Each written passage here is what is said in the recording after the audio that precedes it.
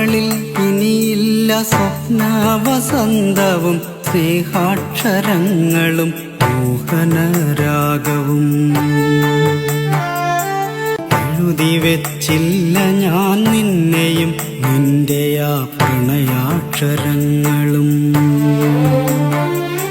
നോവേറെയാകുമ്പോൾ നീ പറയാറുള്ള കഥകളിൽ ഞാനില്ല എന്നു ഞാനറിയുന്നു.